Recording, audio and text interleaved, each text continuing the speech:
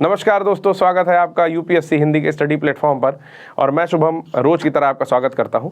तो दोस्तों, हम लोग 500 प्रश्नों की एक श्रृंखला जो क्वेश्चन आंसर के माध्यम से हम लोग यहां पर करने की कोशिश कर रहे थे, जिसमें से हमने 25 प्रश्न शुरुआती डिस्कस किए और वो ऑनलाइन प्लेटफॉर्म पर पड़ा हुआ है। आज हम लोग 51 से लेकर के 75 तक के प्रश्नों को या 74 तक के प्रश्नों को जो है डिस्कस करेंगे। जो कल की वीडियो पड़ी थी वो वीडियो अभी उस तरह से लाइव नहीं हो पाई है, इसलिए आपको ऑनलाइन प्लेटफॉर्म पे नहीं मिली है। बाकी मैंने आपको सारी इन्फॉर्मेशन जितनी भी दी थी वो सब कुछ डिस्क्रिप्शन बॉक्स में दिया हुआ है। आपको अगर ज़्यादा जानकारी चाहिए, बैच को ज्वाइन करना है तो 88 40 75 19 12 पर आप मैसेज करके बैच को ज्वाइन कर सकते हैं, ठीक है। और अगर आपको हमारा ये वीडियो, ये सेशन अच्छा लग रहा है तो आप इसको लाइक, शेयर और सब्सक्राइब करना ना भूलें। अपने दोस्तों तक ज़्यादा से ज़्यादा इसकी रीच पहुँचाइए, ठीक है। तो चलिए शुरू करते हैं। पहला प्रश्न है यहाँ पर आपके स्क्रीन पर, जिसका आंसर दिया हुआ है। जैसे कल तक जो मैं आंसर और क्वेश्चन इस तरह से दे रहा था, उसमें मैं क्वेश्चन पहले पूछता था फिर आंसर करता था, लेकिन पहले प्रश्न का डायरेक्टली मैं आपको आंसर बताऊंगा और फिर उससे रिलेटेड चीज़ें जो भी बतानी होंगी वो मैं आपको साथ में बताते चलूँगा, ठीक है। तो पहला प्रश्न है आपका स्क्रीन पर आपके कि where will the Commonwealth Games 2022 will be held, ठीक है ना। तो हिंदी में यह प्रश्न यहाँ पर लिखा हुआ है कि कॉमनवेल्थ गेम्स 2022 का आयोजन कहाँ किया जाएगा। तो ये जो गेम है कॉमनवेल्थ गेम, ये एक तरीके से कॉमनवेल्थ जो वर्ड है वो भी मैं आपको एक्सप्लेन करूँगा, लेकिन पहले आंसर देखते हैं। आंसर है बर्मिंघम। तो बर्मिंघम में ये जो आपका कॉमनवेल्थ गेम है उसका आयोजन किया जा रहा है। एक्सप्लेनेशन में दोनों एक बार आप भी पढ़ लीजिए, मैं पढ़ने की कोशिश करता हूँ जितनी चीज़ें ज़रूरी हैं। कि 2022 में जो है ये बर्मिंघम इंग्लैंड में हो रहा है ये कॉमनवेल्थ गेम, और इसके साथ ही चंडीगढ़ में दो चीज़ें शामिल की गई हैं जो चंडीगढ़ में आयोजित होगा। चंडीगढ़ में जो चैंपियनशिप का आयोजन हो रहा है वो है निशानेबाजी और तीरंदाजी, ठीक ना। तीरंदाजी और निशानेबाजी चैंपियनशिप का आयोजन जो है चंडीगढ़ भारत में किया जाएगा। अब सवाल आता है यहाँ से जो क्वेश्चन बन रहा है, चलिए ये क्वेश्चन तो आपके कॉमनवेल्थ गेम के ऊपर था, जो अगर हूबहू पूछता है तो बड़ी अच्छी बात है। अदरवाइज इसमें एक चीज़ जानने वाली है कि कॉमनवेल्थ, ये जो वर्ड है कॉमनवेल्थ, ये है क्या, ठीक है। हिंदी इंग्लिश दोनों में कॉमनवेल्थ ही नाम है। तो कॉमनवेल्थ जो है, जो ब्रिटिश उपनिवेश था, यानी कि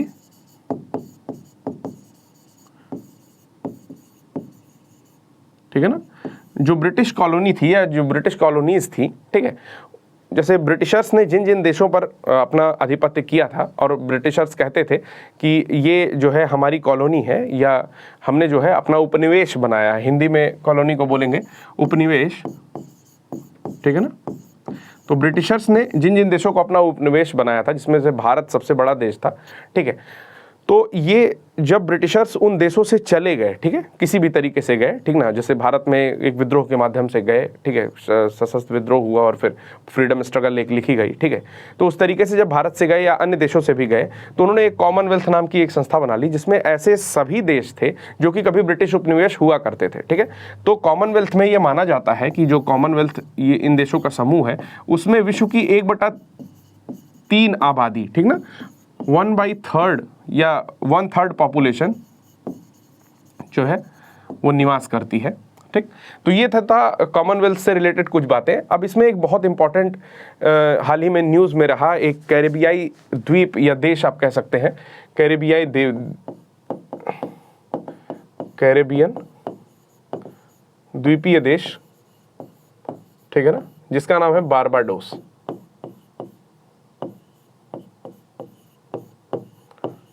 ठीक। तो जैसा कि नाम है बारबाडोस, ठीक, तो एक तरीके से मैंने कुछ फनी बनाया है कि बारबाडोस मतलब बार बार डोसा खिला दिया किसी को, इस तरीके से। अभी तक इसको क्वीन एलिजाबेथ जो है इसको हेड करती थी, क्योंकि कॉमनवेल्थ तो था ये, बट एक गणराज्य के रूप में जो है नहीं ये बन पाया था। जैसे भारत एक गणराज्य है, ठीक है ना, अपने डिसीजंस खुद लेता है, ऐसी कंट्री। तो बारबाडोस जो है उस तरह का गणराज्य नहीं बन पाया था। तो अभी पिछले साल, ठीक है, नवंबर के आसपास, मंथ नहीं आपको याद रखना है, बस लास्ट ईयर क्या हुआ कि इसने जो है खुद को गणराज्य घोषित कर दिया, और लगभग 400 साल बाद ऐसा हुआ है, ठीक है, कि इसने स्वयं को मुक्त रूप से अपना डिसीजन लेने के लिए अपने आप को रिपब्लिक या गणराज्य घोषित किया है। तो ये प्रश्न भी आप याद रखिएगा कि वो कौन सा देश है जिसने हाल ही में स्वयं को गणराज्य घोषित किया है, ठीक है। तो ये पहला प्रश्न था हम लोग का। आशा करता हूं कि जो चीज़ें लिखी होंगी वो आपको समझ में आ रही होंगी, दिखाई दे रहा होगा प्रॉपरली, ठीक है। और अपने कमेंट बॉक्स में आपके कमेंट्स बहुत वैल्यूएबल होते हैं। ऐसा होता है कि मैं एक एक कमेंट्स आप लोगों के पढ़ता हूँ, चाहे किसी भी व्यक्ति ने कमेंट किया हो, ठीक है। तो आप लोग कमेंट जरूर किया करिए। जो चीज़ें लिखनी हो आप नोट डाउन कर सकते हैं, स्क्रीन पर लिखी हुई है।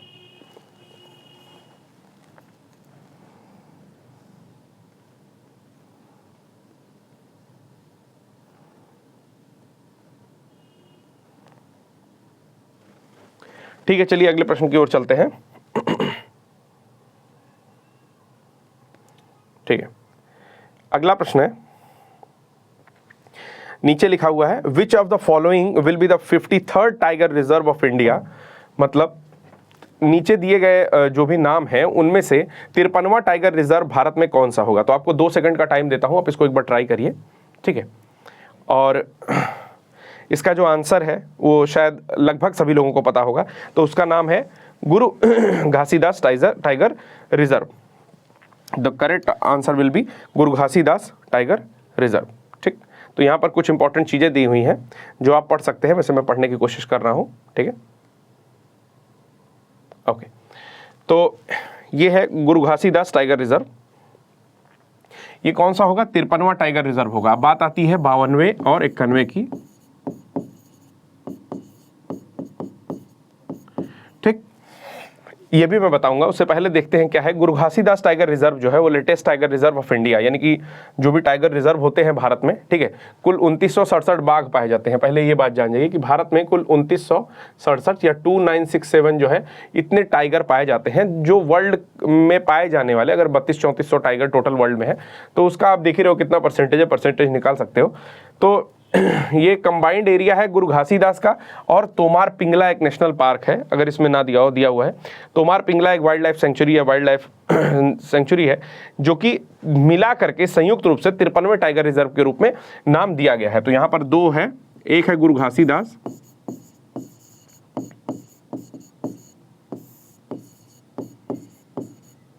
प्लस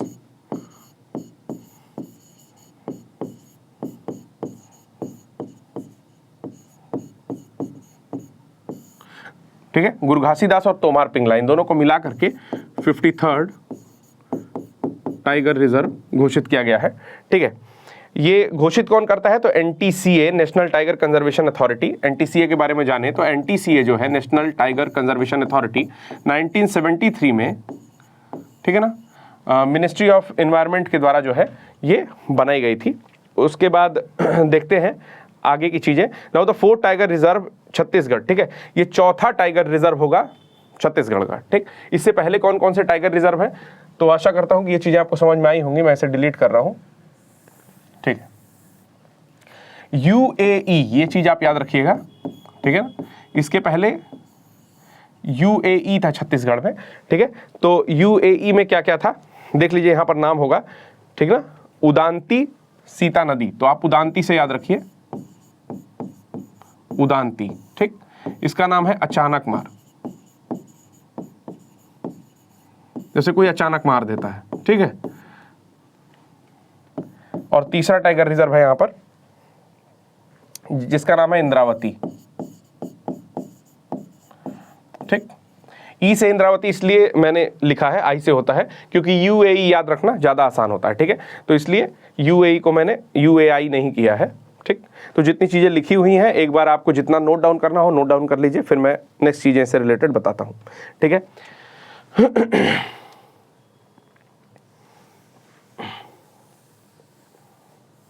ठीक, अगर बात करें सबसे बड़े टाइगर रिजर्व की,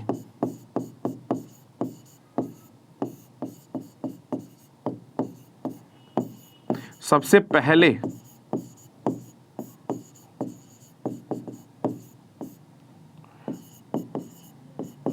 52वें और 51वें, ठीक। तो सबसे बड़ा टाइगर रिजर्व जो है वो आंध्र प्रदेश में है आपका, उसका नाम है श्रीशैलम, नागार्जुन सागर श्रीशैलम टाइगर रिजर्व, ठीक है ना। यहाँ पर उतनी चीजें लिखना पॉसिबल नहीं हो रहा है, लेकिन मैं कोशिश करता हूँ। नागार्जुन सागर श्रीशैलम, ठीक है। तो ये सबसे बड़ा आपका टाइगर रिजर्व है। उसके बाद जो आपका आता है जिम कॉर्बेट या कॉर्बेट, जो भी आप बोले उसको, नेशनल पार्क, ठीक है ना। ये सबसे पहली बार शामिल किया गया था जब एनटीसीए का गठन होता है, नेशनल टाइगर कंजर्वेशन अथॉरिटी, जो 1973 में आती है। जब उसका गठन होता है तो जो सबसे पहला शामिल किया जाता है वो आपका है यही है जो मैं आपको बता रहा था, ठीक है। तब सबसे पहला जो है वो आपका टाइगर रिजर्व है जो सबसे पहले शामिल किया गया, ठीक। अगर 52वें टाइगर रिजर्व की बात की जाए तो 52वां टाइगर रिजर्व जो है वो है आपके राजस्थान में, ठीक है, जिसका नाम है रामगढ़ विषधरी, रामगढ़ विषधरी। आशा करता हूं दिखाई दे रहा होगा, टाइगर रिजर्व, ठीक। और जो 51वां टाइगर रिजर्व है उसका नाम है श्रीविल्लीपुथूर मेघमलाई, ठीक ना। आपने श्रीवल्ली वाला गाना सुना होगा, श्रीवल्ली उसी तरह से कुछ है, श्रीविल्लीपुथूर मेघमलाई, ठीक। तो ये तीन चीजें आप याद रखेंगे। ये आंध्र प्रदेश में स्थित है, सॉरी तमिलनाडु में, ये तमिलनाडु में स्थित है, ठीक। तो यहां पर देखिए कौन कौन सा मैंने दिया है। मैंने बताया है कि सबसे बड़ा जो टाइगर रिजर्व है वो है नागार्जुन सागर श्रीशैलम टाइगर रिजर्व, ठीक है ना, जो कि आपके आंध्र प्रदेश में स्थित है। उसके बाद आता है आपका सबसे पहले कौन सा था, तो जिम कॉर्बेट नेशनल पार्क।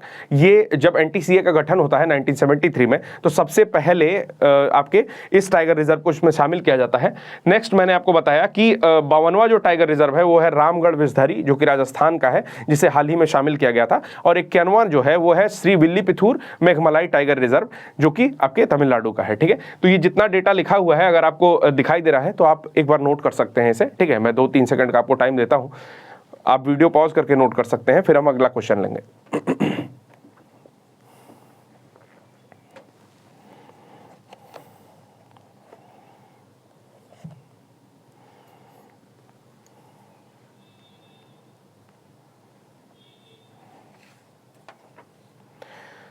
चलिए अगले प्रश्न पर चलते हैं। तो अगला प्रश्न है हमारा बहुत ही छोटा प्रश्न है। तो लिखा हुआ है क्रिकेटर एमी हंटर, ठीक है ना, ये हंटर टाइप की है, ठीक है ना। एमी को आप आर्मी समझ सकते हैं, ऐसी क्रिकेटर है, हंटर टाइप की है। Is related to which country, ठीक। तो पूछा है किस कंट्री से रिलेटेड है। यहाँ पर लिखा हुआ है क्रिकेटर एमी हंटर संबंध किस देश से है। एमी हंटर का होना चाहिए था बेसिकली, ठीक है ना। तो एमी हंटर जैसा कि नाम से पता चल रहा है बहुत मतलब हंट करने में बहुत तेज होंगी, ठीक है। तो ये क्या किया इन्होंने अपने बर्थडे के दिन, इनका 16वां बर्थडे था आई थिंक, ठीक है, मतलब सबसे कम आयु में, ठीक, इन्होंने क्रिकेट का शतक लगाया है, ठीक। ये आयरलैंड की महिला है। एक्सप्लेनेशन देख लेते हैं क्योंकि ये क्वेश्चन बहुत छोटा सा है, ठीक है। बस इसे आप पॉइंट वाइज या लाइनर, वन लाइनर की तरह से आप इसे याद रख सकते हैं, ठीक है। तो यहाँ है क्वेश्चन आपका। क्वेश्चन है Amy Hunter became the youngest player to score ODI century on October 11, 2021। तो आपको अक्टूबर नहीं याद रखना है, डेट में बस पढ़ देता हूं क्योंकि यहाँ पर लिखा हुआ है। तो एक दिवसीय शतक इन्होंने बनाया है और महिला क्रिकेटर है और सबसे कम उम्र में बनाया है, मतलब इनकी एज जो है वो आपका 16 साल के आसपास की थी है, ठीक है। इन्होंने पहला शतक बनाया है। नेक्स्ट क्वेश्चन हम लोग देखते हैं।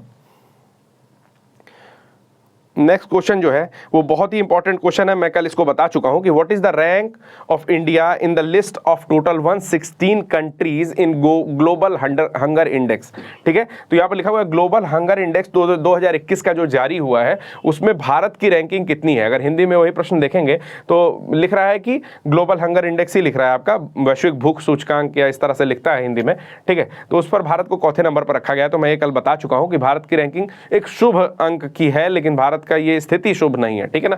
तो 101वें नंबर पर रखा गया है। इससे रिलेटेड एक्सप्लेनेशन नीचे लिखा हुआ है, बट इसमें बहुत सी बातें जाननी है, तो बहुत ध्यान देके आप इन बातों को सुनिएगा। फिर से एक बार मैं आपको बताना चाहता हूं कि ये जो 500 प्रश्नों की सीरीज चल रही है, ठीक है, जो कि यूपीएससी हिंदी के द्वारा चलाई जा रही है पिछले काफ़ी टाइम से। यूपीएससी हिंदी आए दिन आपका test series, mains answer writing, Srijan batch के माध्यम से, ध्रुव बैच के माध्यम से मेंस की जो क्लासेस होती हैं उसको, और अभी पंचायत के माध्यम से बहुत सारे क्वेश्चंस टीम डिस्कस करती है। उसी क्रम में प्री के पहले आपके जो लास्ट ईयर से अभी तक के करंट अफेयर्स हैं उनको फुली रिवाइज करने के लिए एक बैच चला रही है, ठीक है, जो कि बहुत ही न्यूनतम शुल्क पर है, जिसके रिलेटेड जितनी भी इंफॉर्मेशन है वो आपको टेलीग्राम नंबर पर मिल जाएगी, जो टेलीग्राम नंबर यहाँ लिखा हुआ है 8840751912 और दूसरा है आपका 7519780078 पर आप कॉल करके पूछ सकते हैं, ठीक है। जहाँ जैसा लिखा होगा, जो इंस्ट्रक्शन होगा, जहाँ पेमेंट करनी होगी आप वहीं करेंगे। बाकी चीज़ों के लिए आप टीम मेंबर से बात कर सकते हैं, ठीक है। इसमें जो मेरा काम है वो है एक्सप्लेनेशन का, तो मैं आपको एक्सप्लेन कर रहा हूँ चीज़ें।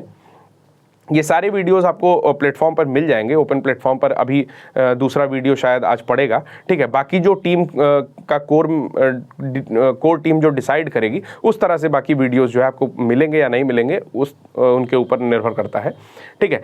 तो मैं आपको बार बार बता रहा हूँ कि अगर आपको ये सीरीज़ जो भी लेक्चर सीरीज़ चल रही है वो ठीक लगती है तो आप इसको शेयर सब्सक्राइब करना ना भूलें, और अगर आपको इनरोल करना है तो इन नंबरों पर जो है कॉन्टैक्ट करें।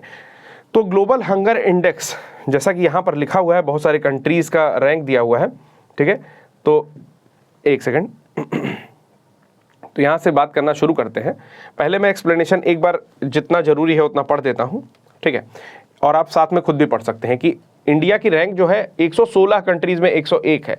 तो रैंक तो शुभ डिजिट दिखा रही है, क्योंकि 101 हमारे हिंदू मैथिकल मतलब जो भी सभ्यताएं हैं उसमें 101 रुपए देना या इस तरह का शुभ माना जाता है, ठीक ना, शगुन बोलते हैं। लेकिन ये अगर रैंकिंग के पॉइंट ऑफ व्यू से देखा जाए तो ये भारत की रैंकिंग बहुत ही खराब है, ठीक है। ये मतलब अत्यंत भूखमरी जैसी स्थिति है, ठीक है।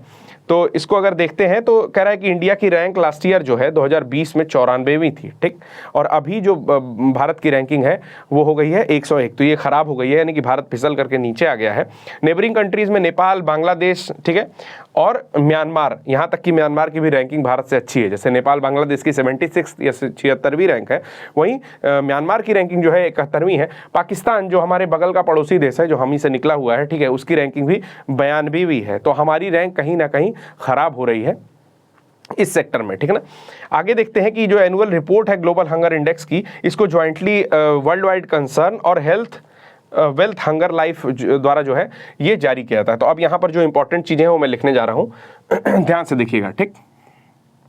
इस रिपोर्ट को दो लोग जारी कर रहे हैं। पहला है world wide concern,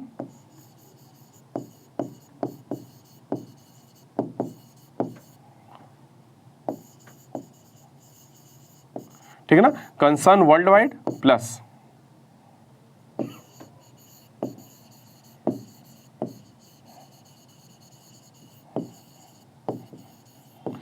wealth hunger life, ठीक। तो वेल्थ हंगर लाइफ और कंसर्न वर्ल्ड वाइड के द्वारा इस रिपोर्ट को जारी किया जाता है, ठीक है ना। आगे देखते हैं कि इस रिपोर्ट में आपका जो 18 कंट्रीज़ हैं, चाइना, कुवैत, ब्राज़ील, सबको शामिल करके, ठीक ना, वो जो है टॉप कर रही हैं, सबसे ऊपर हैं, ठीक है। और 116वीं पोजीशन पर जो है आपका सोमालिया है। तो आप ये भी याद रखिएगा कि भारत की पोजीशन है 101, ठीक है, पाकिस्तान की पोजीशन है आपका 92, ठीक, ठीक, 92, और यहाँ पर आपका जो सोमालिया है, अफ्रीकन कंट्री सोमालिया की पोजीशन है 116। तो टोटल 116 कंट्रीज में भारत की पोजीशन ऐसी है, ठीक। और भी कुछ जानते हैं इसके विषय में, चलिए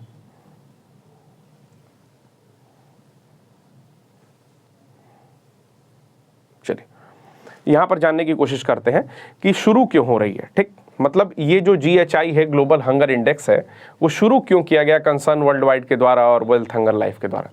ये शुरू इसलिए किया गया कि वैश्विक रूप से, ठीक ना, कोई भी व्यक्ति या कोई भी कंट्री, ठीक है, यहाँ पर अगर भूखमरी बहुत ज़्यादा है तो उसको स्केल किया जाए। सपोज करिए कि सोमालिया में भी भूखमरी है, भारत में भी भूखमरी है, बांग्लादेश में भी भूख से बहुत लोग मर जा रहे हैं, कुछ बच्चे ऐसे हैं जो अंडर न्यूट्रिशन रह जा रहे हैं, ठीक है, कुछ बच्चे ऐसे हैं जिनकी नरिशमेंट ठीक से नहीं हो पा रही है, उनको स्टंटिंग बोलते हैं, और एक वर्ड और है उसमें, इनकी वेट कम रहती है तो वो बोलते हैं, ठीक है। तो ऐसी स्थिति में कैसे पूरे विश्व को एक ही स्केल पर मेजर किया जाए, इसके लिए आपका जो हंगर इंडेक्स है वो जारी करना शुरू किया गया, ठीक है। तो इसमें आपको पता ही है कि अभी दो संस्थाएं काम कर रही हैं जिनका मैंने अभी नाम ले लिया है, कंसर्न वर्ल्ड वाइड और वेल्थ हंगर लाइफ, ठीक। तो एक्चुअली ये एकीकृत, यानी कि पूरे विश्व में ठीक ना। एक बार एक मानक ऐसा तय किया जाए कि किसी भी देश को उस मानक यानी कि रैंकिंग को देख करके या जितने अंक अर्जित किए हैं आउट ऑफ 100, ठीक है, उसको देख करके आप ये बता सके कि कौन सा देश कितना ज़्यादा भूखमरी से परेशान है, ठीक है ना। कहाँ के बच्चे अंडर नरिश हैं या माल न्यूट्रिशन है, उनको जो भी परेशानी है, ठीक। तो इस सेक्टर में और भी चीज़ें जो है देखते हैं हम लोग यहाँ पर। तो यहाँ पर कुल 4 चीज़ें आती हैं, ठीक ना। और 4 चीज़ों में आता है under nourishment, child wasting, stunting और चाइल्ड मोर्टेलिटी। तो मैं ये चीज़ें यहाँ लिख रहा हूँ। ये 4 आपके आते हैं इंडिकेटर, इसमें है 4 इंडिकेटर।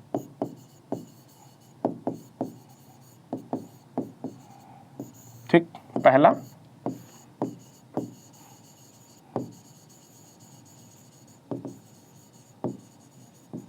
अंडर नरिशमेंट, ठीक। दूसरा है चाइल्ड वेस्टिंग,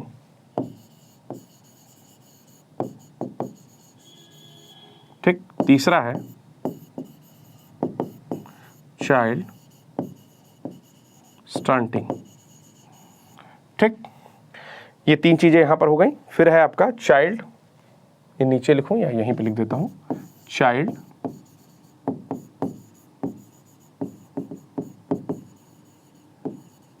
मैं एक्सप्लेन करूंगा, बिल्कुल घबराना नहीं है, ठीक है। अब चलिए बात करते हैं अंडर नरिशमेंट की, ठीक। अंडर नरिशमेंट की बात क्या होती है कि किसी व्यक्ति को जो माल न्यूट्रिशन हो, माल न्यूट्रिशन का मतलब होता है कुपोषित ग्रस्त हो या कुपोषण हुआ उसको, ठीक है। तो ऐसे बच्चे जो अंडर नरिश हैं, जिनको उतनी ऊर्जा डेली कैलोरीफिक, मतलब ऐसे समझिए बात को और आसानी से मैं बताता हूँ। जैसे मान लीजिए आप दिन भर काम करते हो, हम लोग सब लोग दिन भर काम करते हैं, तो इसमें हम लोग को ऊर्जा की आवश्यकता होती है कि हमारी इतनी कैलोरी ऊर्जा होनी चाहिए काम करने के लिए, ठीक।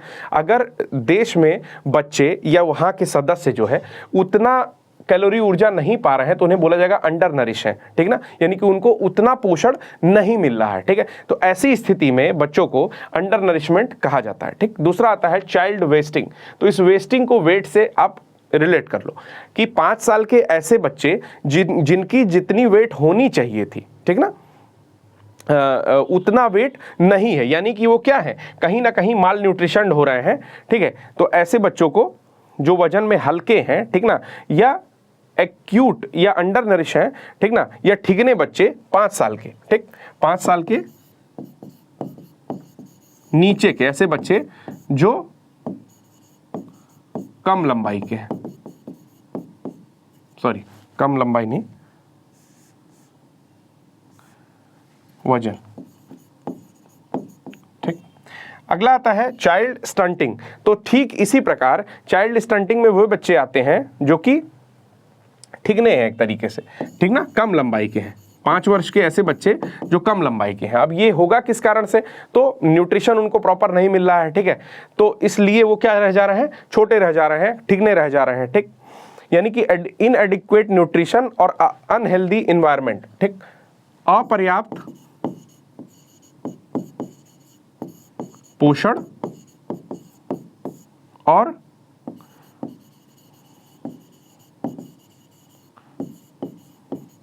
ENVT लिख दे रहा हूं इन्वायरमेंट को, ठीक है। तो अनहेल्दी इन्वायरमेंट है उनके पास और अपर्याप्त पोषण है। तो ऐसी स्थिति में ये 4 पैरामीटर हैं, याद रखिएगा। ये 4 इंडिकेटर्स है। तो इंडिकेटर्स को आप याद रखेंगे, आप चाहें तो इसको नोट कर सकते हैं, under nourishment, child wasting, child stunting और चाइल्ड मोर्टेलिटी। मोर्टेलिटी मतलब होता है कि जो बच्चे, ठीक ना, ऐसे हैं उनका मृत्यु दर, यानी कि उनकी डेथ बहुत ज़्यादा हो रही है कंट्रीज़ में, ठीक। तो ऐसी भी लोगों को लेकर के 100 स्केल प्रिपेयर की जाती है, जहां पर अगर मार्क्स आप 0 पाते हैं तो मतलब वहां की स्थिति बहुत अच्छी है, और अगर मार्क्स अधिक पा रहे हैं तो वहां की स्थिति, उस कंट्री की स्थिति, ऐसे बच्चों की स्थिति बहुत खराब है, ठीक। तो ये चीज़ें अगर आपको नोट करनी हो तो आप नोट कर लीजिए।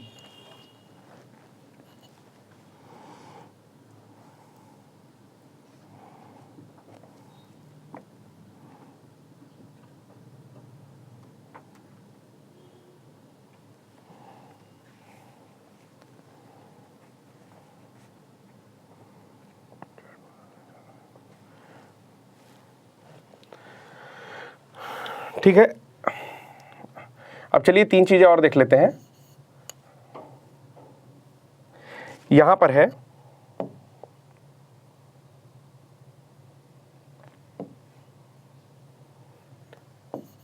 3 डायमेंशन,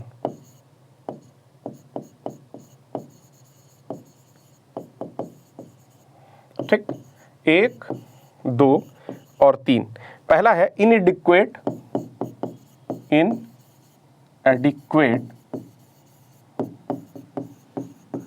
फूड सप्लाई, ठीक है, ये यू लिखा हुआ है, नीचे तक नहीं आएगा, ओके। दूसरा है आपका चाइल्ड मोर्टेलिटी,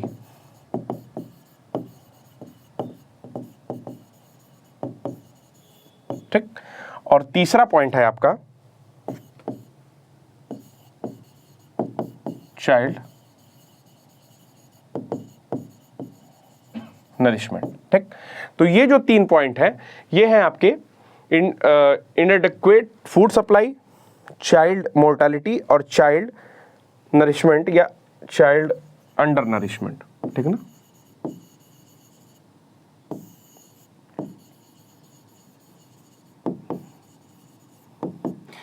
बता दे रहा हूं इसका मतलब। पहला है इनएडिक्वेट फूड सप्लाई, मतलब जितना भोजन, और यहां पर भोजन का मतलब क्या है, कैलोरी, ऊर्जा, ठीक ना। जितना कैलोरी ऊर्जा मिलना चाहिए, पहला आपका इंडिकेटर ये है, डायमेंशन ये है कि जितना ऊर्जा मिलना चाहिए, जितनी कैलोरी इनको मिलनी चाहिए थी उतनी नहीं मिल रही है। दूसरा ये है चाइल्ड मोर्टेलिटी, यानी कि मृत्यु दर जो उस कंट्री में बच्चों की है वो बहुत ज़्यादा है, चाइल्ड मोर्टेलिटी ज़्यादा है, ठीक है। और तीसरा यहाँ पर डायमेंशन है चाइल्ड अंडर नरिशमेंट या अंडर न्यूट्रिशन, मतलब कि नरिश नहीं है, पोषण उतना नहीं मिल रहा है। तो ये 3 डायमेंशंस है और मैंने आपको 4 इंडिकेटर्स बताए हैं, ठीक है ना। तो ये दोनों चीज़ें याद रखिएगा, दोनों चीज़ें अलग हैं, इंडिकेटर और आपका डायमेंशन, दोनों चीज़ें अलग हैं। आशा करता हूँ कि आपको ये प्रश्न समझ में आ रहा होगा। अब मैं यहाँ पर आपको 3 समितियाँ दूंगा भारत के परिप्रेक्ष्य में। पहला है आपका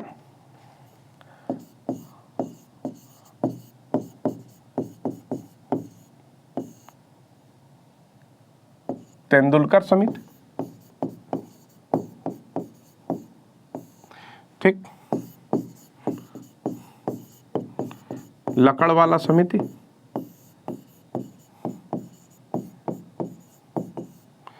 और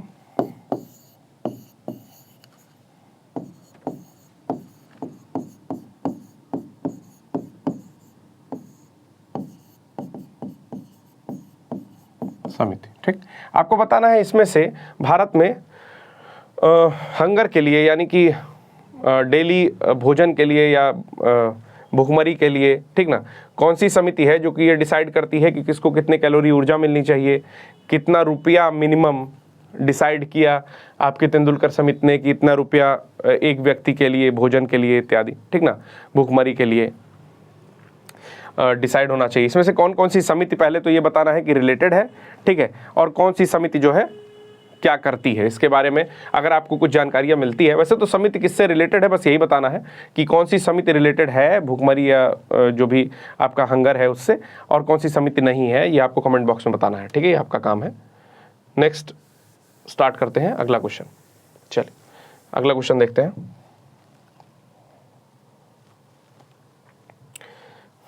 अगला प्रश्न है,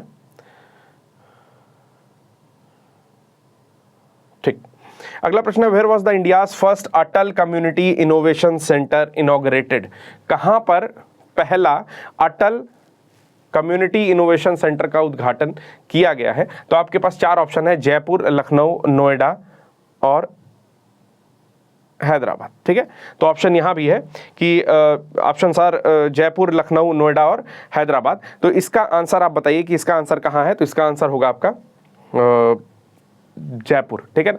इसका आंसर है कि अटल कम्युनिटी इनोवेशन सेंटर का उद्घाटन जो है जयपुर में किया गया है। तो वहाँ पर आपका क्या है, विवेकानंद ग्लोबल यूनिवर्सिटी है जयपुर में, ठीक है ना, जहाँ पर पहला भारत का इस तरह का नीति आयोग की मदद से, ठीक है, नीति आयोग और अटल इनोवेशन मिशन के मदद से जो है फर्स्ट टाइम इसको इनॉग्रेट किया गया, India first Atal community innovation centre. हो सकता है इसके बाद भी बहुत सारे कम्युनिटी सेंटर जो है डेवलप किए जाएं भारत के विभिन्न यूनिवर्सिटीज़ में, लेकिन अभी जो पहला डेवलप किया गया है विवेकानंद ग्लोबल यूनिवर्सिटी, वो यूनिवर्सिटी है जयपुर की, जहाँ पर अटल इनोवेशन मिशन और नीति आयोग की मदद से इसको डेवलप किया गया है।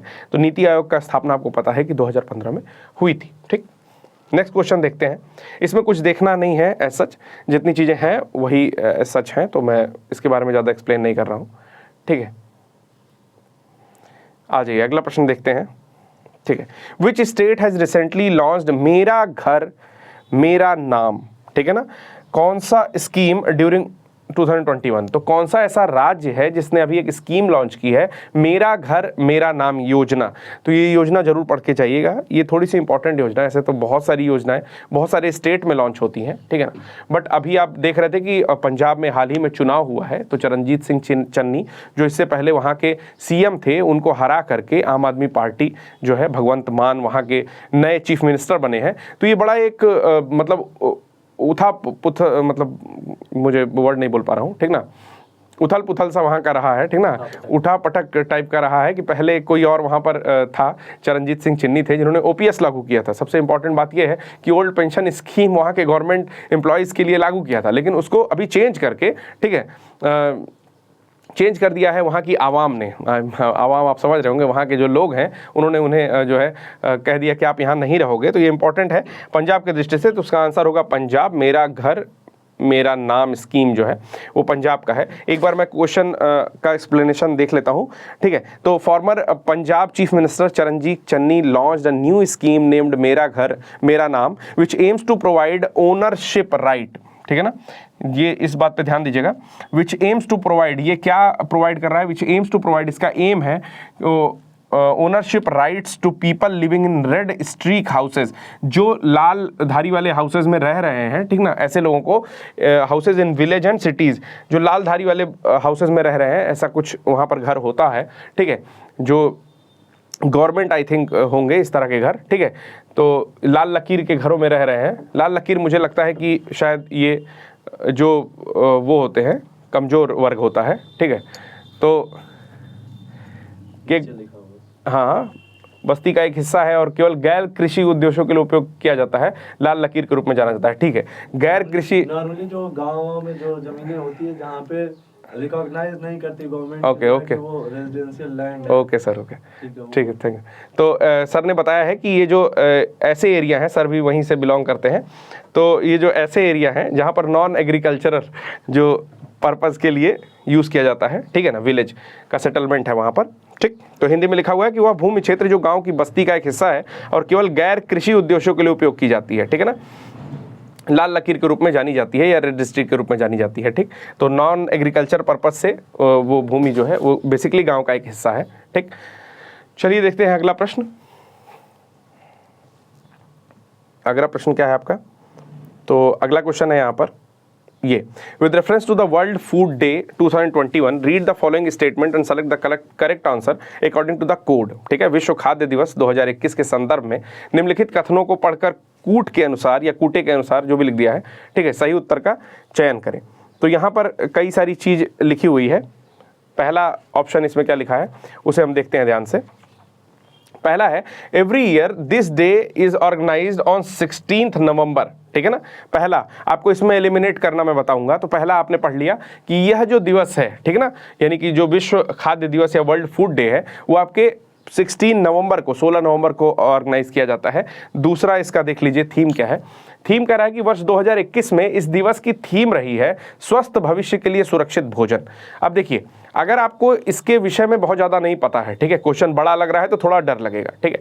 इसे करने का तरीका ये है दोस्तों कि पहले आपने पहला स्टेटमेंट पढ़ा, इसमें लिखा हुआ है कि यह प्रत्येक वर्ष 16 नवंबर को मनाया जाता है। तो अगर आप थोड़े से भी अवेयर होंगे, आपको FAO के बारे में जरा सा भी पता होगा, आपने कभी विश्व खाद्य दिवस रटा होगा, ठीक है, वन लाइनर टाइप का या वनडे एग्जाम के लिए, तो आपको इतनी जानकारी तो मिल जाएगी कि ये 16 नवंबर को तो नहीं मनाया जाता है, ये 16 अक्टूबर को मनाया जाता है। तो पहला ऑप्शन यहाँ से एलिमिनेट हो जाएगा, ठीक है, पहला ऑप्शन जो है यहाँ से एलिमिनेट हो जाएगा और दूसरा ऑप्शन बच जाएगा जो कि करेक्ट है। इसकी थीम थी safe food for a healthy future, ठीक। तो इसमें आंसर हो जाएगा आपका 2 ओनली, ओके। चलिए देखते हैं इसका एक्सप्लेनेशन क्या है। एक्सप्लेनेशन है यहाँ पर, World Food Day organised every year internationally on 16 October. This day was started in the year 1980 ठीक है। The theme of the day celebrated on 16 October 2001 safe food for healthy future, यानी कि इसमें कह रहा है कि थीम जो इसकी है स्वस्थ भविष्य के लिए सुरक्षित भोजन, वो इसकी थीम रही है और 16 अक्टूबर को ये जो है इसका आयोजन किया जाता है। ठीक, अभी वर्ष 2021 में खाद्य उत्पादन और खपत में बदलाव के तरीके पर खाद्य उत्पादन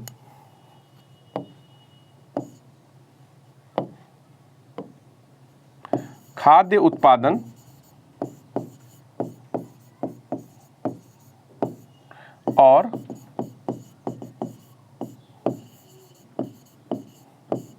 खपत में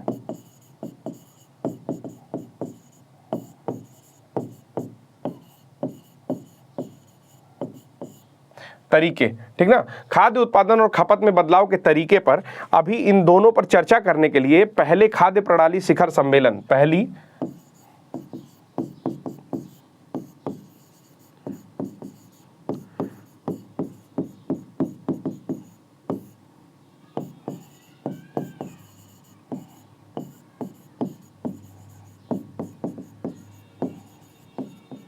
दो 2021 में जो है फर्स्ट फूड सिस्टम समिट ऐसा करके 2021 में एक ये अभी सेलिब्रेट किया गया है, किसके लिए, खाद्य उत्पादन जो उत्पादित कर रहे हैं उसके लिए, और जो खपत में बदलाव यानी कि उसका कंज्यूम जो कर रहे हैं उसके लिए। ठीक, नेक्स्ट चीज, एक चीज और इसमें जाननी जरूरी है कि ये जो संस्था है जिसका नाम है वर्ल्ड फूड ऑर्गेनाइजेशन, FAO, ठीक है, FAO, तो वर्ल्ड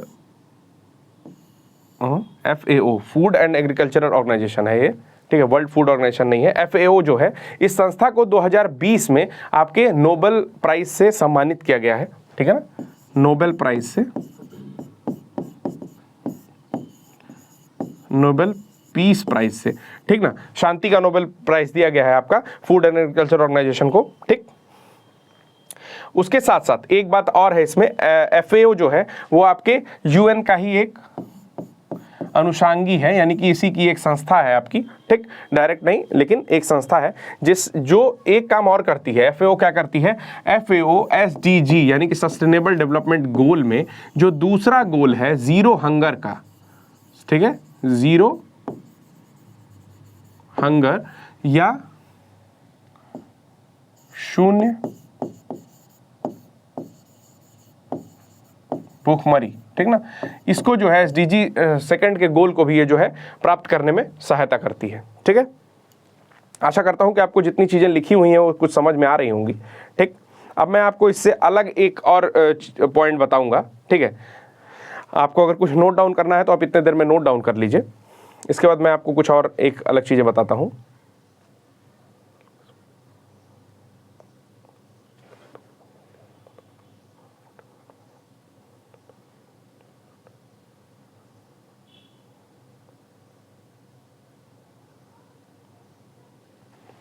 ठीक है, अब एक वर्ड है जिस पर काम चल रहा है, ठीक, उसका नाम है बायो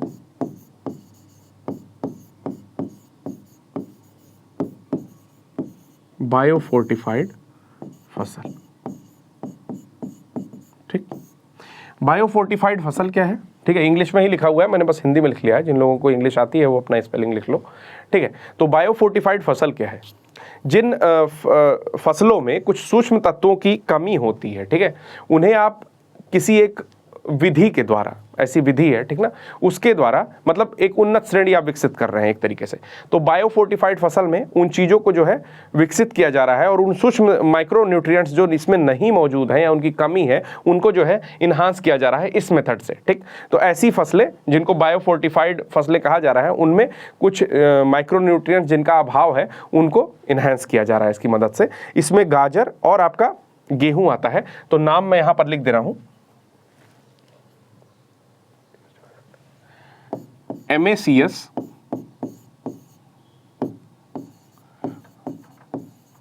ये गेहूं की फसल है। ठीक है, ये आपके एग्जाम में आ सकता है, आप इसको नोट डाउन कर लीजिएगा। ठीक है, ठीक, MACS 4028 ये गेहूं है, ठीक है। तो आपसे पूछ सकता है कि हाल ही में समाचार पत्रों में देखा जाने वाला या हाल ही में चर्चा में रहा MSCS 4021 क्या है, तो इस तरह से ये प्रश्न पूछ सकता है। तो ये बायो फोर्टिफाइड बनाया हुआ एक गेहूं है। दूसरा है मधुबन। तो मधुबन क्या है, ये क्या है, गाजर की प्रजाति विकसित की जा रही है जो कि बायो फोर्टिफाइड फसल। तो ये दोनों पॉइंट आप अपनी कॉपी में नोट डाउन कर लीजिए, फिर मैं अगले प्रश्न पर चलता हूं।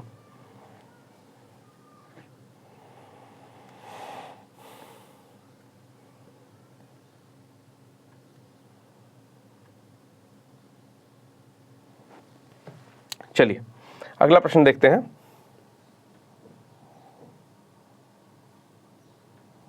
ठीक, अगला प्रश्न है what is the name of the world's largest plant to take carbon from the air recently commissioned. ठीक, तो ऐसा कौन सा प्लांट है दुनिया का सबसे बड़ा जो कि हवा से कार्बन ले सकता है। ठीक, तो ये शुरू किया गया आपके आइसलैंड में, जिसका आंसर दिख गया अभी आप लोगों को, मैं गलती से उसे ऊपर कर दिया हूं। तो आइसलैंड जो कंट्री है वो आपको पता है कहां पर है, यूएसए के बगल में आपको एक कंट्री दिखती है ग्रीनलैंड। ठीक है, और ग्रीनलैंड के जस्ट बगल में जो कंट्री है वो है आइसलैंड। आइसलैंड की जो कैपिटल है वो है रिकजाविक। ठीक है, तो इसके विषय में आइए कुछ बातें देखते हैं। इसका नाम है ओर्का। ठीक है ना, ओर्का जो है वो वर्ल्ड का लार्जेस्ट प्लांट है, ये सिचुएट करता है आइसलैंड में। ठीक है, ये डायरेक्टली इसलिए इंपॉर्टेंट है क्योंकि डायरेक्टली कार्बन डाइऑक्साइड को एब्जॉर्ब कर रहा है जो आपके एटमॉस्फेयर में या आपके एयर में, विंड में प्रेजेंट हो रही है। ठीक है, तो ये जो कमीशन किया गया है, यानी कि इसको एक्सेप्ट कर लिया गया है, एक तरह से कमीशन कर दिया गया है। कहाँ पर किया गया है आपका, कब किया गया है, तो लास्ट ईयर मतलब 2021 में किया गया है। तो ये प्रश्न अपने आप में यूनिक है, तो मैं इसे मार्क कर रहा हूँ। ठीक है, जितने प्रश्न पढ़ाया हूँ मैं उसमें ये इसे मैं मार्क कर रहा हूँ। ठीक है ना, ये 3 स्टार क्वेश्चन है, देखिएगा ये आ सकता है।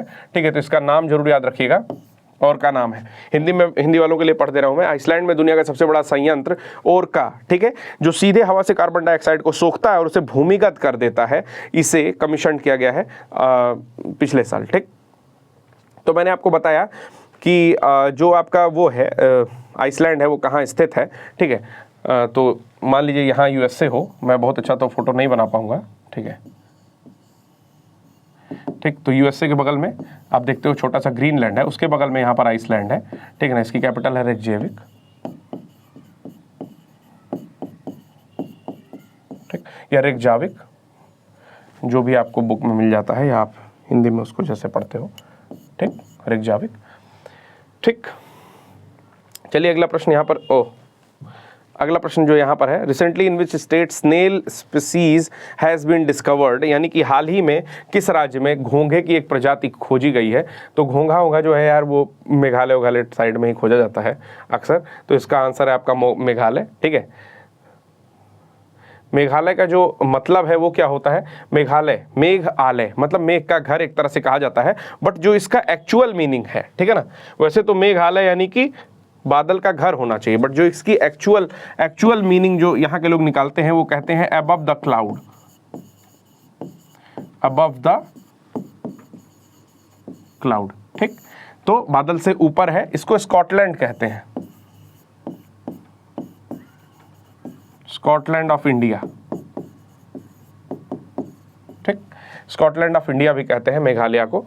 ठीक है, बाकी मेघालय से जुड़ी हुई कुछ चीज़ें और आप जान सकते हैं, जैसे मेघालय में इस समय जो राज्यपाल हैं वो हैं बनवारी लाल पुरोहित। ठीक, कोरनाड संगमा यहाँ के मुख्यमंत्री हैं बनवारी लाल पुरोहित।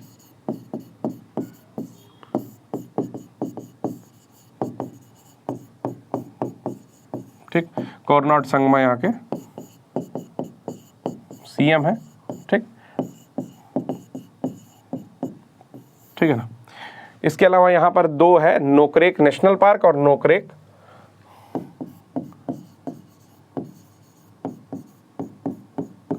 नेशनल पार्क भी है और शायद वाइल्ड लाइफ सेंचुरी भी है। ठीक है, नोकरेक ही। तो ये कुछ चीज़ें हैं जो मेघालय के बारे में है। ठीक है ना, एक बात आपको बतानी है कि ऑफिशियल लैंग्वेज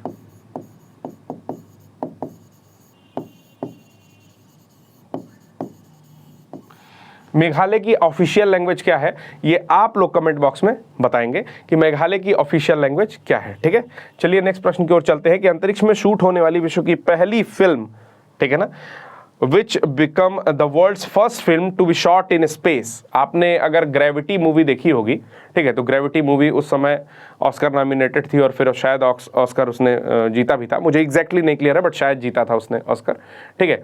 तो उसमें पूरा स्पेस का एक सीन दिखाया गया है। उसी तरीके से यहाँ पर एक मूवी बन रही है जिसको एक्चुअली स्पेस में ही शूट किया गया है, तो उस मूवी का नाम बताना है। वहाँ के जो डायरेक्टर थे वो 12 दिन स्पेस में रहे भी, ठीक है, हो सकता है कि पूरा क्रू स्पेस में रहा हो, ठीक है। तो उस मूवी का नाम आपको बताना है, ठीक है। उस मूवी का नाम जब तक आप देख रहे हैं, ठीक है, तब तक मैं पानी पी लेता हूँ।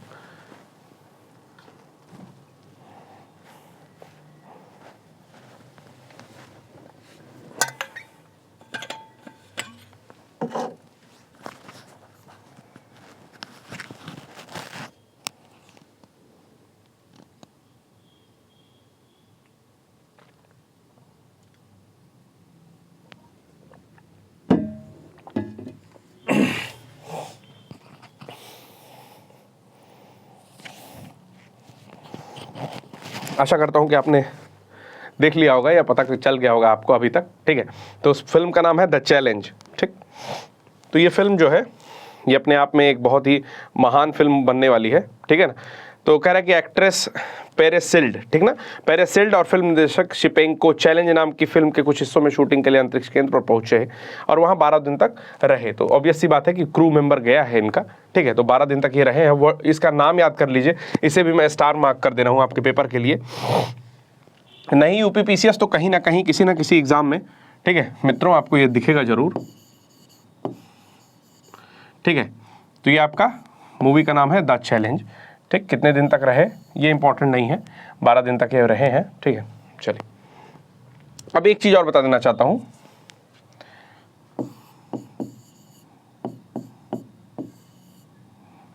ठीक। Central board of film certification के विषय में कुछ बातें जान जाइए। सेंट्रल बोर्ड ऑफ फिल्म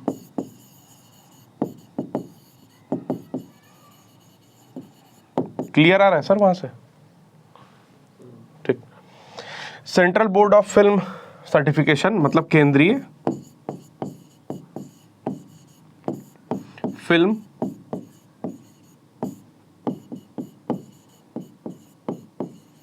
प्रमाणन, ये रेड कैसे हो गया, केंद्रीय फिल्म प्रमाणन, हो सकता है कभी कभी रेड हो जाता हो अपने आप, तो उस तरीके से ये रेड हुआ है, प्रमाणन इसको अच्छा लग गया होगा, ठीक है। तो केंद्रीय फिल्म प्रमाणन बोर्ड, ओके। तो ये जो है ये भारत में कोई भी फिल्म अगर लॉन्च हो रही है, ठीक है, या कोई भी फिल्म दिखाई जा रही है, तो सबसे पहले इससे सर्टिफिकेशन लेना जरूरी होता है, जो एक व्यक्ति हेड करता है, ठीक है। और ये एक स्टैट्यूटरी बॉडी है, ठीक है ना, एक सांविधिक निकाय है, सांविधिक निकाय है, ठीक। ये कैसी बॉडी है,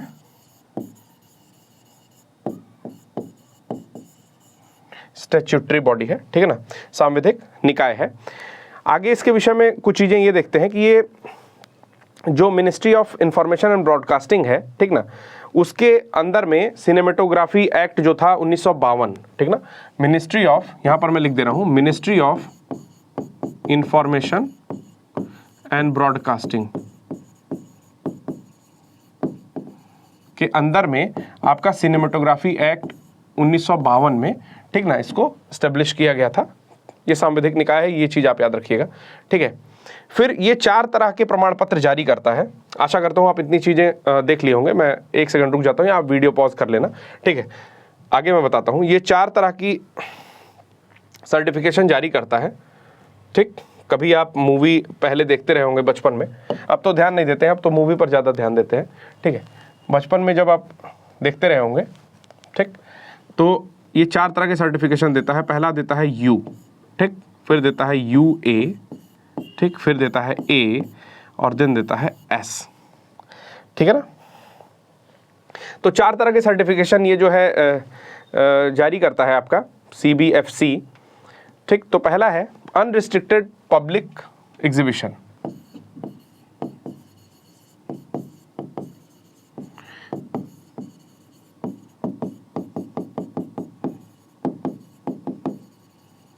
ठीक।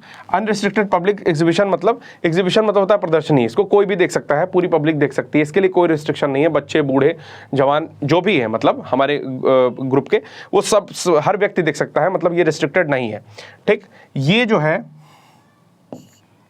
या शायद इसको लिखते हैं, ऐसा कुछ होता है। ठीक है, तो जो UA होता है वो क्या होता है कि ये भी अनरिस्ट्रिक्टेड पब्लिक एग्जीबिशन होता है, परंतु इसमें एक बार होता है कि 12 साल से, ठीक ना, 12 साल से कम के बच्चे नहीं देखेंगे, यानी कि UA मूवी जो होती है उसे 12 साल से कम के बच्चे नहीं देखेंगे। हालांकि ये अनरिस्ट्रिक्टेड मूवी है, इसे देखा जा सकता है। तीसरी मूवी होती है A, ठीक। A मतलब होता है कि ये आपके अडल्ट लोग ही देखेंगे, 18 वर्ष से जो परिपक्व हो चुके हैं वो लोग ही केवल देखेंगे। और S जो होता है वो एक विशेष वर्ग के लिए बनाई जाने वाली मूवीज है, ठीक है, जिसको S सर्टिफिकेट दिया जाता है। जैसे ऐसा समझिए कि अगर कोई मूक बधिर है, डेफ एंड डम्ब है, ठीक है, तो उसके लिए कोई अगर मूवीज दिखाई जाती हैं या इस तरह का कोई कार्यक्रम चलाया जाता है, दिखाया जा रहा है, तो उसको एस कैटेगरी में रखा जाता है। तो इस 4 तरह के जो CBFC है हमारा, सेंट्रल बोर्ड फॉर फिल्म जो भी है, ठीक है, केंद्रीय फिल्म प्रमाणन बोर्ड, ठीक ना, ये central board for film certification, ठीक ना, सर्टिफिकेशन ऑफ सेंट्रल बोर्ड जो भी है, तो वो जो है CBFC,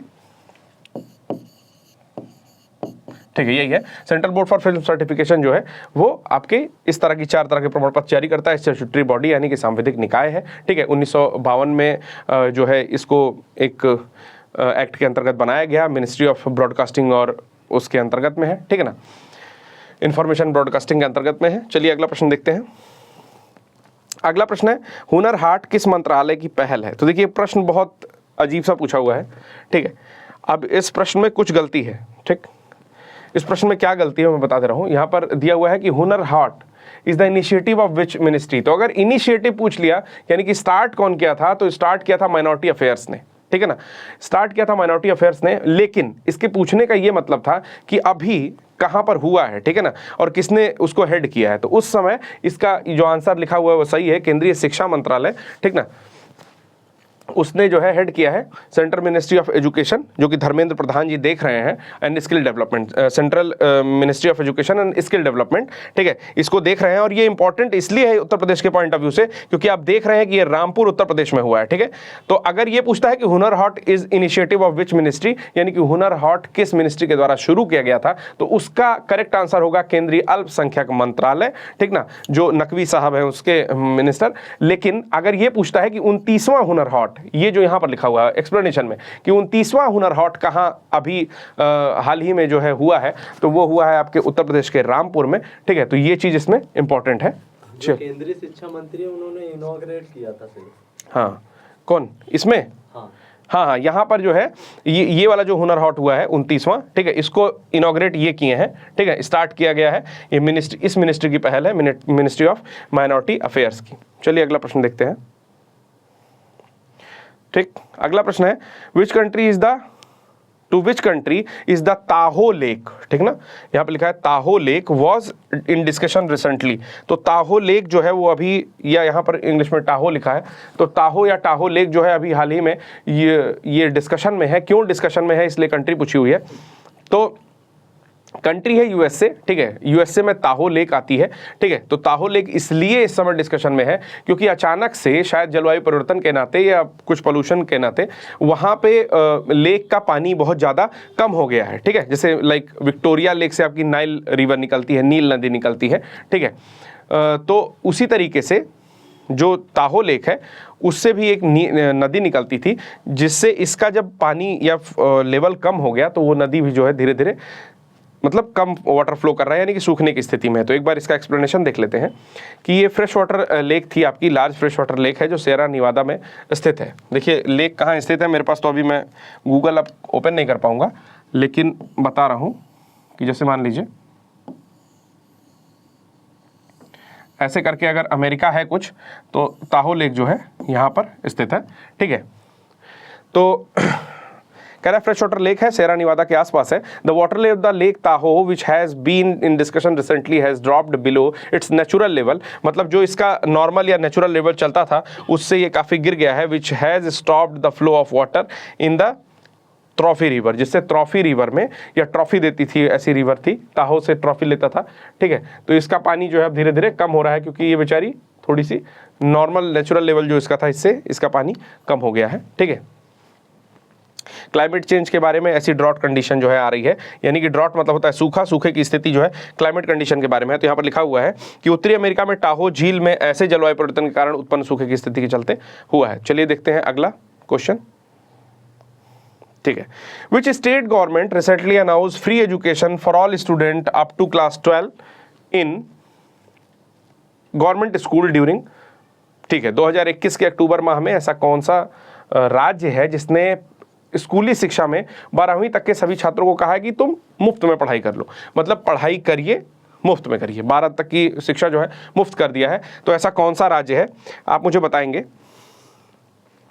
तो ये राज्य है आपका हरियाणा। क्यों हरियाणा राज्य है, तो मैं इसको कैसे याद करूंगा, हरियाणा राज्य इसलिए है क्योंकि हरियाणा में आप देखते हैं कि जितने रेसलर हैं, जितने स्पोर्ट्स प्लेयर हैं, सब हरियाणा से निकलते हैं। तो हरियाणा ने कहा है कि खाली खेलो मत, थोड़ा सा पढ़ भी लो, तो 12 तक की जो पढ़ाई है उनकी फ्री कर दी है। इस तरीके से आप इस क्वेश्चन को याद कर सकते हैं। एक बार देख लीजिए कि क्या है, मनोहर लाल खट्टर यहाँ के सीएम है, ठीक ना, भाजपा जजपा का गठबंधन था, 12वीं तक के सभी छात्रों को मुफ्त जो है शिक्षा देने की घोषणा की है, और सरकारी स्कूल की कक्षाओं में 700 करोड़ रुपए का डिजिटल मेकओवर, यानी कि डिजिटल मेकओवर के लिए 700 करोड़ रुपए भी दिए हैं कि भाई सारी क्लासेस को जो है डिजिटली आप मतलब डिजिटल रूप से समृद्ध कर दीजिए, ठीक है, इनरिच कर दीजिए, ठीक है, इनहांस बना दीजिए उसको, ठीक है। तो ये है आपका 63वां क्वेश्चन। नेक्स्ट क्वेश्चन देखते हैं। अब वन लाइनर टाइप क्वेश्चन ही ज़्यादा है, जैसे where was India's first state wildlife DNA testing analysis laboratory inaugurated, Bharat में वन्य जीव डीएनए परीक्षण विश्लेषण प्रयोगशाला का उद्घाटन कहाँ किया गया है। तो ये प्रश्न भी मेरे तरफ से जो है स्टार मार्क रहेगा, क्योंकि बहुत ही इंपॉर्टेंट प्रश्न है, ठीक है। तो नागपुर में इसको किया गया है, इसका मैं आंसर आपको बता देता हूँ, ठीक है। तो ये जो प्रयोगशाला है wild life DNA testing analysis laboratory, ये नागपुर में इनॉग्रेट की गई है। महाराष्ट्र के मुख्यमंत्री उद्धव ठाकरे ने जो है फॉरेंसिक प्रयोगशाला में ही इसको जो है राज्य सरकार के स्वामित्व वाली वन जीव इस तरह का जो था परीक्षण प्रयोगशाला स्थापित की है, ठीक है ना। तो इंग्लिश में अगर आप इसको देखेंगे तो वही चीज़ लिखा हुआ है कि Maharashtra chief minister Uddhav Thackeray inaugurated India first owned wildlife DNA testing laboratory at the regional forensic laboratory in Nagpur Maharashtra, ठीक। ये मैं इसको भी मार्क कर देता हूँ। ये महत्वपूर्ण क्यों है, क्योंकि जब भी कोई चीज़ भारत में पहली रहती है, मैंने बताया था, जब भी कोई चीज़ भारत में पहली या पहला रहता है तो वो आने वाली जनरेशन के लिए एक्चुअली, चूंकि किसी चीज़ की शुरुआत करना ज़्यादा मुश्किल है, ठीक है। तो ये जो डीएनए से रिलेटेड आपका डीएनए परीक्षण विश्लेषण प्रयोगशाला है, ठीक है, ये चूंकि शुरू हुई है और फर्स्ट टाइम शुरू हुई है नागपुर में, तो इसलिए ज़्यादा महत्वपूर्ण है। तो एग्ज़ाम में आने के लिए मैं इसको 3 स्टार इस पर भी लगाता हूँ, ठीक है। कुछ स्टार गंदा बन गया है, ठीक है। तो 3 स्टार की जगह 4 स्टार हो गया, चलिए एडजस्ट कर लीजिएगा। 4 स्टार क्वेश्चन है ये। नेक्स्ट है आपका कि which state chief minister launch go green scheme. तो गो ग्रीन स्कीम मतलब हरा भरा हो जाओ, ऐसा किसने कहा है, ठीक ना, किस स्टेट ने कहा है। Rajasthan, Gujarat, next option Uttar Pradesh and Maharashtra. तो बेसिकली हुआ क्या है कि गुजरात सरकार ने, ये हुआ है गुजरात सरकार में, गुजरात सरकार ने क्या किया है कि वहाँ के चीफ मिनिस्टर ने कहा है कि लोगों को इलेक्ट्रिक व्हीकल दीजिए, ठीक है ना, वो बिजली से चलने वाली, मतलब वही स्वचालित बिजली से चलने वाली इलेक्ट्रिक व्हीकल्स दीजिए। उससे क्या होगा कि जब पेट्रोल डीजल या ऐसे फॉसिल फ्यूल वाले जो भी ईंधन होते हैं, जब उनका प्रयोग कम होगा, ठीक है, जीवाश्म ईंधनों का प्रयोग कम होगा, फॉसिल फ्यूल्स का यूज़ कम होगा, तो आपके इन्वायरमेंट जो है थोड़ा सेफ रहेगा, उतना ज़्यादा पल्यूट नहीं करेगा इन्वायरमेंट। तो उसके लिए जो है ये स्कीम चलाई गई है, जिसको बोला गया है गो ग्रीन। तो एक बार इंग्लिश में देख लेते हैं कि गुजरात के जो चीफ मिनिस्टर हैं भूपेंद्र पटेल, ठीक है, उन्होंने लॉन्च किया go green scheme and its portal to provide electric two wheelers at subsidise rates the construction and the industrial worker of the state. मतलब जितने भी उनके इंडस्ट्रियल वर्कर हैं या फिर जो उनके कंस्ट्रक्शन वर्कर हैं, उनको कम रेट पर एक तरीके से आप उनको सब्सिडी के द्वारा जो है सब्सिडी दे दी जा रही है। उसमें से सिलेंडर में सब्सिडी मिलती है, तेल में मिलती है, ठीक है। तो सब्सिडी प्रदान करके इनको 2 व्हीलर प्रोवाइड कराई जा रही है इलेक्ट्रिक व्हीकल्स की, ठीक। नेक्स्ट क्वेश्चन देखते हैं। खुले में शौच मुक्त होने वाला देश का पहला राज्य बना है, तो ये गोवा बना है, हाल ही में बहुत न्यूज में था, ठीक है। तो इसको डायरेक्टली पढ़ देता हूं कि Goa has achieved open defecation free, जिसको ODF बोलते हैं, आपने सुन रखा होगा कि खुले में शौच मत करो, इतने सारे शौचालय बनाए गए उसी लिए, ठीक है। तो ODF जो है ये हो चुका है गोवा, और बिजली हासिल की है। बिजली मतलब कि इसने इलेक्ट्रिसिटी भी इसमें जो है हाउस होल्ड इन एवरी, मतलब electricity in every house hold भी, ये भी खिताब जो है गोवा ने पाया है। मैंने बताया था कि कल मोल्लम राष्ट्रीय उद्यान आपके गोवा का ही है, ठीक है, और 1961 में पुर्तगालियों से आज़ाद हुआ और 1985 में जो है इसको स्टेट बना दिया गया, ठीक है। नेक्स्ट कहते हैं, देखते हैं क्वेश्चन, ठीक। नेक्स्ट क्वेश्चन है, where was the India's largest atomic garden, aromatic garden inaugurated, aromatic garden मतलब सुगंधित फूलों की एक प्रजाति, ठीक है ना, 120 प्रजाति के आसपास का कहीं पर गार्डन जो है बनाया गया है, उसका उद्घाटन किया गया है। तो ऐसे सुगंधित फूल कहाँ हो सकते हैं जहाँ की वादियाँ बहुत खूबसूरत हो। याद करने के लिए मैं आपको बता रहा हूँ कि ऐसे सुगंधित फूल वहीं हो सकते हैं जहाँ की वादियाँ बहुत खूबसूरत हों, ठीक है। तो ये जगह है आपकी उत्तराखंड में ऐसे 140 प्रजातियों के सुगंधित फूल लगाए गए हैं इस उद्यान में, ठीक है। और ये जो है एरोमेटिक गार्डन के रूप में स्थापित किया गया है। तो एक बार देख लेते हैं कि लार्जेस्ट एरोमेटिक गार्डन है जिसको नैनीताल उत्तराखंड में आपका इनॉग्रेट किया गया है, ठीक है। There are 140 species of aromatic plants in this park, 140 जो है इसमें पौधे हैं, ठीक। अगला देखते हैं, recently on which river was the world's largest railway arch bridge constructed in the month of October. तो महीना इंपॉर्टेंट नहीं है, ठीक है। तो यहां पर लिखा हुआ है हाल ही में अक्टूबर 2021 माह, ठीक है, विश्व के सबसे ऊंचे रेलवे आर्क ब्रिज का निर्माण किस नदी पर किया गया है। तो मैं आपको यहां पर फिर से स्टार लगा रहा हूं, ये क्वेश्चन बहुत ही महत्वपूर्ण है या होने वाला है, ठीक है। ये क्वेश्चन बहुत ही महत्वपूर्ण होने वाला है। ये बनाया गया है आपके चिनाब रिवर पर, और आपको पता है कि पिछले साल से, ठीक है ना, पिछले के मतलब last to last year, but ऐसा मानिए कि पिछले साल से 2020 से ऐसा मानिए, ठीक है ना, 2020 के आसपास से जम्मू कश्मीर बहुत ज़्यादा न्यूज़ में है। पहले 35A था, वो तो 35A पर जो क्वेश्चन आने थे नहीं आने थे वो हो गया, बट अभी जम्मू कश्मीर 2-4 साल तक अभी और न्यूज़ में रहेगा। तो कोई भी कंस्ट्रक्शन वर्क, कोई भी नई चीज़ जो भी जम्मू कश्मीर में स्टार्ट होती है, ये जम्मू कश्मीर के अन्य हिस्सों में, जैसे लाइक लेह लद्दाख में स्टार्ट होती है, जो लाहौल स्पीति तक जाती थी आपकी, मैंने बताया था कि अटल टनल जो जा रही थी, नाम चेंज कर दिया गया था।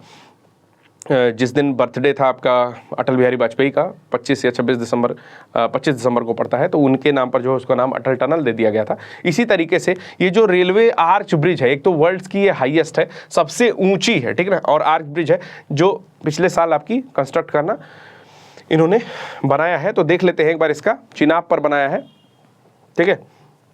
चिनाब रिवर के बारे में और भी कुछ देखते हैं। कोंकण रेलवे इसको बना रही थी। स्टार्ट करते हैं इसका पढ़ना explanation. The world's highest arch railway was constructed in the Reasi district, ठीक है ना, हिंदी में देखेंगे तो रियासी डिस्ट्रिक्ट लिखा हुआ है, ठीक है, Reasi district of union territory of Jammu and Kashmir. This bridge was built on the Chenab river, ठीक, चेनाब रिवर पर बनाया गया है, रियासी या रेसी डिस्ट्रिक्ट में है ये। The bridge has been built by the Konkan Railway Corporation Limited, KRCL से के थ्रू बनाया गया है, ठीक है ना। कौन बनाया है इसको? Konkan Railway Corporation Limited, KRCL ने बनाया है, ठीक, कोंकण रेलवे कॉर्पोरेशन लिमिटेड बनाया है, जो कि 1315 मीटर की लंबी है और 259 मीटर यानी कि 259 मीटर्स की ऊंची है। ये जो है equipped with online monitoring and warning system, इसको इक्विप किया गया है, मतलब इसमें लगाया गया है, क्या क्या लगाया गया है, ऑनलाइन मॉनिटरिंग करने वाला सिस्टम लगाया गया है और वार्निंग सिस्टम भी इसमें लगाया गया है। मतलब इन एक तरीके का बिल्कुल नए पैटर्न पर जो है ये आर्क ब्रिज बनाया जा रहा है, ठीक है ना। अगला देखते हैं आप लोग क्वेश्चन स्क्रीन पर। अगला प्रश्न है आपका, बीच में थोड़ा सा प्रचार देख लीजिए, जैसे मूवी के बीच में एक इंटरवल आता है तो उसी तरह ये इंटरवल वाला पोर्शन चल रहा है। इस इंटरमिशन में देखिए यहाँ पर 2 नंबर आपको दिखाई दे रहे होंगे। कौन कौन से नंबर है मुझे याद नहीं है, 88 40 75 1912 दिख रहा होगा आपको, ठीक है, और दूसरा है 95 1978 0078, ठीक है ना। इस जो भी लेक्चर सीरीज चल रही है ये, ठीक है, इसकी PDF के लिए और वीडियो लेक्चर्स के लिए आप इस नंबर पर कॉन्टैक्ट टेलीग्राम कर सकते हैं, ठीक है। बाकी रिलेटेड इन्फॉर्मेशन जो भी है इससे बता दी जाएगी, ठीक है। तो ऐड हुआ ख़त्म, अब हम लोग चलते हैं आगे।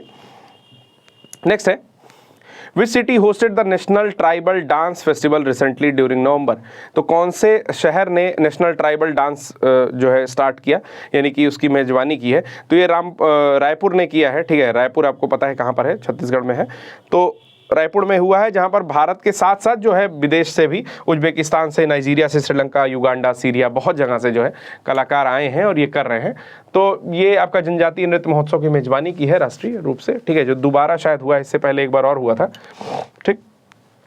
देखते हैं, कह रहा है कि the first edition of the national tribal dance festival was held in 2019। तो ठीक है, ये दोबारा जो है किया गया है, तो ये बहुत ज़्यादा महत्वपूर्ण प्रश्न नहीं है। चलिए नेक्स्ट प्रश्न देखते हैं। Which country topped the rule of law index 2021। तो कल हमने देखा था कि ऐसी कंट्री जिसके 8 पैरामीटर होते हैं, ठीक है, ऐसी कंट्री जहाँ पर रूल ऑफ लॉ बहुत ज़्यादा फॉलो किया जाता है, यानी कि एक स्वतंत्र रूप से न्यायपालिका हो, आपका डेमोक्रेसी हो, ठीक है, करप्शन बहुत कम हो, इस तरह की 8 पैरामीटर्स मैंने कुल बताए थे, ठीक है, ओरली बोला था, मैंने लिखा नहीं था यहाँ पर, ठीक है। तो इन 8 पैरामीटर्स को बताया था और फिर बताया था कि कौन सी कंट्री जो है रूल ऑफ लॉ इंडेक्स 2021 में टॉप की है। तो कंट्री जो है आपका डेनमार्क है, ठीक है। तो एक बार देख लेते हैं इसका एक्सप्लेनेशन कि 139 कंट्री में इंडिया जो है 79th पोजीशन पर है, ठीक है।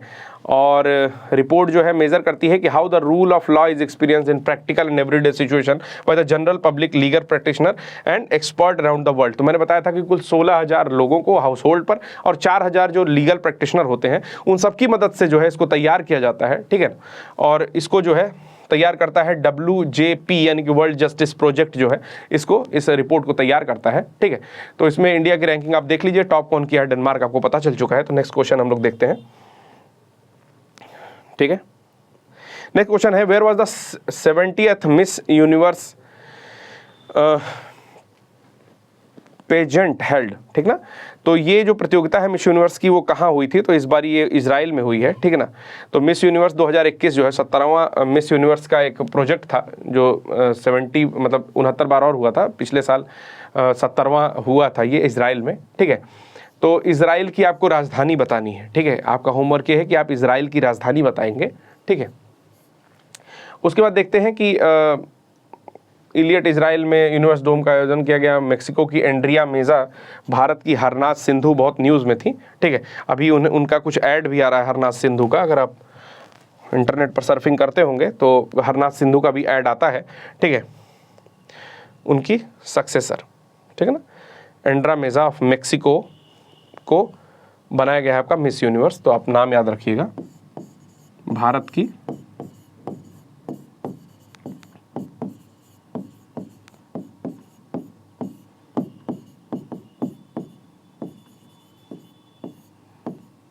हरनाथ सिंधु, ठीक है ना। और मेक्सिको की हैं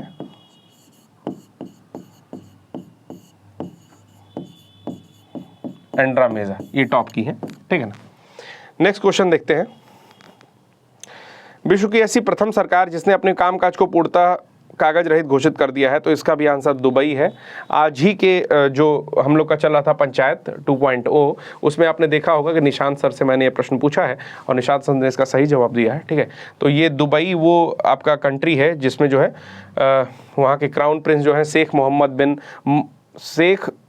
हमदान बिन मोहम्मद, ठीक ना, राशिद अल मखतूम ने पेपरलेस गवर्नमेंट को औपचारिकता रूप से ऐलान कर दिया गया है, ठीक है ना, फॉर्मली इसको अनाउंस कर दिया गया है। तो government of Dubai has become the first such government in the world whose functioning has become completely paperless. तो ये पेपरलेस हो चुकी है। There will be no work on paper. 45 offices of the government, ठीक है, 45 गवर्नमेंट ऑफिसों में किसी तरह का जो है काम पेपर पर नहीं होगा, ये बिल्कुल पेपरलेस हो चुका है, ठीक है। इससे पर्यावरण को नुकसान नहीं होगा, बहुत सारी मतलब जो भी ऐसी गैसें हैं जो पर्यावरण को हार्म करती हैं वो नहीं निकलेंगी, ठीक है। तो यहाँ पर बहुत सारी चीज़ें और दी हुई हैं, तो आप देख लीजिएगा, ठीक है। और सरकार को करोड़ों रुपए की बचत होगी, इस प्रकार का कुछ बात है, ठीक है। नेक्स्ट क्वेश्चन है आपका, where did prime minister Narendra Modi inaugurated Saryu canal national project, ठीक है ना। तो सरयू कैनाल नेशनल प्रोजेक्ट जो है हाल ही में अभी बलरामपुर में, ठीक है, प्रधानमंत्री नरेंद्र मोदी ने इस सरयू कैनाल को जो है प्रोजेक्ट को आपका इनॉग्रेट किया है, ठीक। तो यहाँ पर एक्सप्लेनेशन लिखा हुआ है कि प्रधानमंत्री नरेंद्र मोदी ने उत्तर प्रदेश के बलरामपुर में सरयू नहर राष्ट्रीय परियोजना का उद्घाटन किया है। ये निशांत सर ने पढ़ाया भी है। इस परियोजना से उत्तर प्रदेश के जनपद बहराइच, श्रावस्ती, बलरामपुर, गोंडा, सिद्धार्थनगर, बस्ती, संत कबीरनगर, गोरखपुर, महाराजगंज के लगभग 6,225 गाँव के 30 लाख से अधिक किसान लाभान्वित होंगे। डेटा आपको याद नहीं रखना है, बस आपको ये समझना है कितने डिस्ट्रिक्ट्स हैं जो इससे आसपास के लाभान्वित हो रहे हैं, ठीक है ना।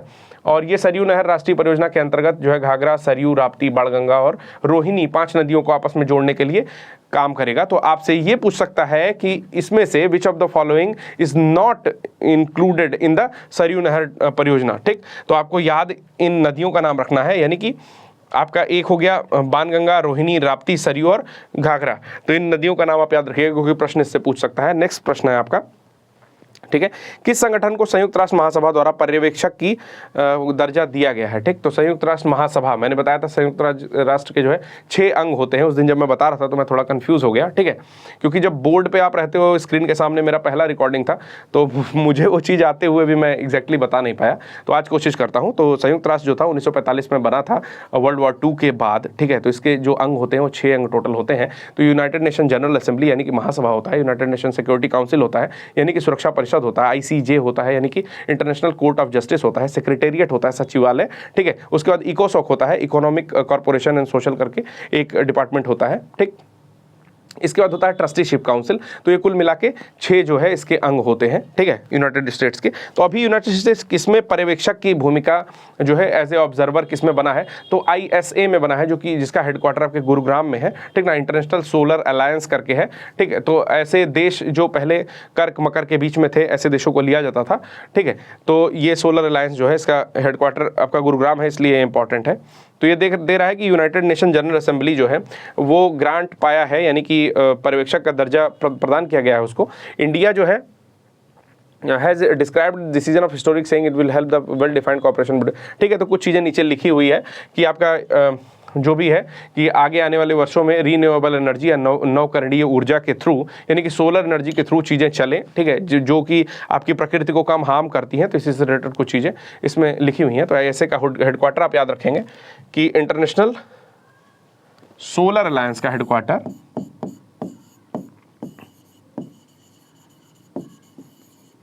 गुरुग्राम, हरियाणा है, ठीक। ये भी याद रखिएगा कि यहाँ की सरकार ने 12वीं तक मुफ्त शिक्षा दे दी है, ठीक, और 700 करोड़ रुपए का स्मार्ट बोर्ड इत्यादि जो है प्रदान करने के लिए ऐलान किया है। चलिए, आज का आखिरी प्रश्न है, ठीक, कह रहा है कि रॉयल गोल्ड मेडल 2022, तो इनका नाम बहुत चर्चा में था जिन्होंने रॉयल गोल्ड मेडल 2022 का पाया है, ठीक है। तो इनका नाम है आपका कोई दोषी जी हैं आई थिंक, ठीक है। तो पहला ही ऑप्शन दिया हुआ है कि बालकृष्ण दोषी वॉज द मैन जिनको रॉयल गोल्ड मेडल 2022 का दिया गया है, ठीक ना। तो देख लीजिए क्या लिखा हुआ है कि ये दिया जाता है आपका आर्किटेक्चर के क्षेत्र में, conferred by the royal institute of British architects, यानी कि रीबा द्वारा दिया जाता है, ठीक। Royal institute of British architect Reeba द्वारा जो है दोषी जी को रॉयल गोल्ड मेडल दिया गया है, ठीक ना। दोषी जी को जो है रॉयल गोल्ड मेडल दिया गया है। ये उतने भी दोषी नहीं थे, ठीक ना, लेकिन इनको जैसे ताजमहल बनवाने के बाद जो हाथ कटवा दिया था शाहजहां, ऐसा मान्यता है, मतलब पता नहीं है एक्चुअल क्या है, ठीक। तो उसी तरीके से इनको जो है दोषी साबित कर दिया गया आर्किटेक्ट के क्षेत्र में। तो ये रीबा ने जो है इनको दोषी साबित किया, ऐसे करके याद कर लीजिए, ठीक है। द रॉयल मेडल, इनको royal gold medal in recognition of life time work in personally approved by the queen Elizabeth II, इसको जो है पर्सनली अप्रूव करती हैं queen Elizabeth II। Indian architect है बालकृष्ण दोषी, जिनको सेलेक्ट किया गया था इस अवार्ड के लिए, ठीक है। तो अब 76वें प्रश्न से हम लोग कल डिस्कस करेंगे। आशा करता हूं कि आपको जो भी लेक्चर मैं ले रहा हूं यहाँ पर वॉइस क्लियर होगी और आपको चीज़ें अच्छे से समझ में आ रही होंगी, ठीक है।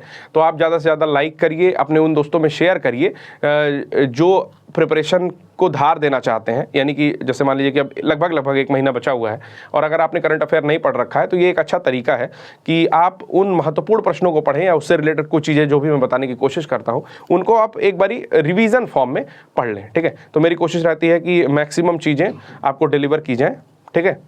तो इसी के साथ मैं यहाँ पर सर ख़त्म करता हूँ। धन्यवाद।